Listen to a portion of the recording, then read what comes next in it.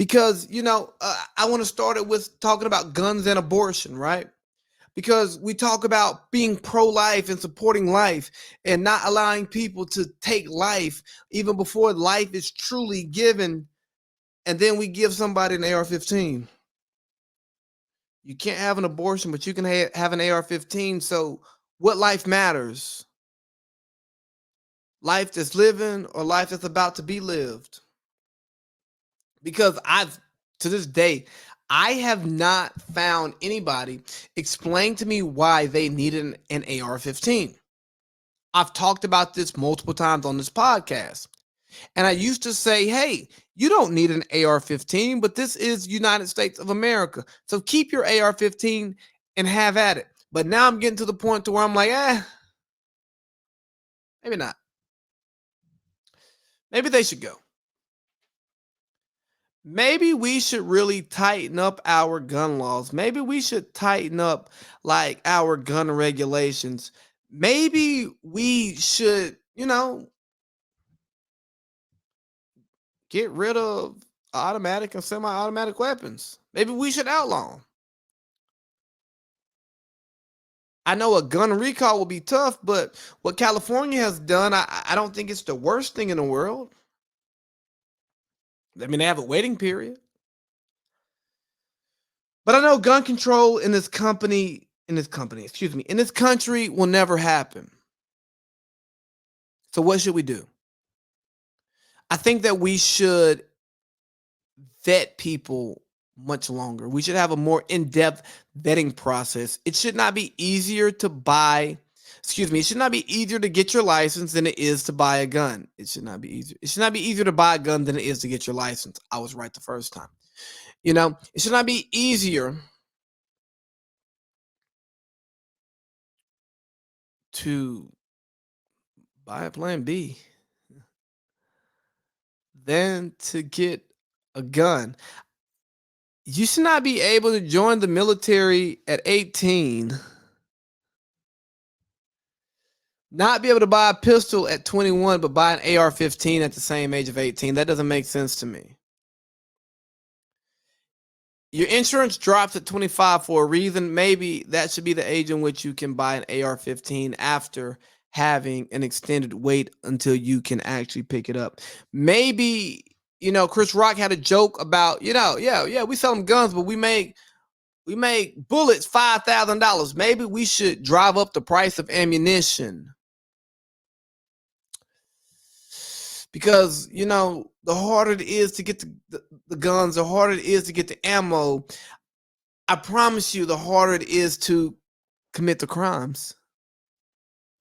So many people say we need more good people with guns, but guess what? A lot of good people don't want guns. Because if you have thorough laws that properly vet people, your good guys that you want to have guns who want them, they can easily go get them.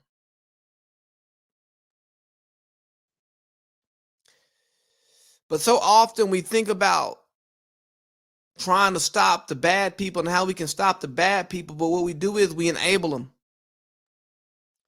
But I get it. Gun control is necessary, but it won't happen in this country. Why? Because we were built on a revolution from an oppressive government. And there is a natural distrust of government that comes with being an American. And I say not a total distrust of government, but of large government, of oppressive government. And when certain people feel that they're being oppressed by the government, they want to have the means to rebel. Now, little do they know, if the United States, if the DOD decides to, just say there's a rebellion, a legitimate rebellion in modern America, the DOD will squash it in days. The capabilities that our military has far surpasses the capabilities of any hometown militia. Hell, I mean, come on, man. Are we serious? But there's a distrust of government, there's a distrust of people, there's this fear, there's also hunt and I hunt with my AR. Well, shoot better. So the reform that we want is just not going to happen in this country just because of the ethos of this country. But if that's the case, how do we find an answer? We just got to make it more difficult. We got to add a waiting process. We have to increase the prices of ammunition. I think we should get rid of AR-15s because again, I've yet to have somebody explain to me why they needed an AR-15. They just wanted it. So I think we throw those out the window. And I think our life gets better. I think we look at other countries around the world and see the lack of crime that they have there. I mean, I've lived outside of this country, and the way that people would think life was where I lived at, it was much more safe than America.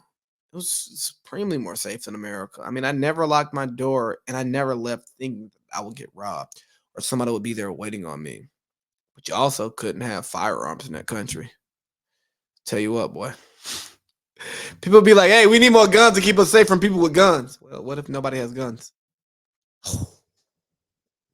We ballin', big baby. That's crazy, but America's gonna America. And as somebody who owns firearms, like I'm not anti-firearm, I'm not anti-Second Amendment. I just think we need to, create some boundaries within it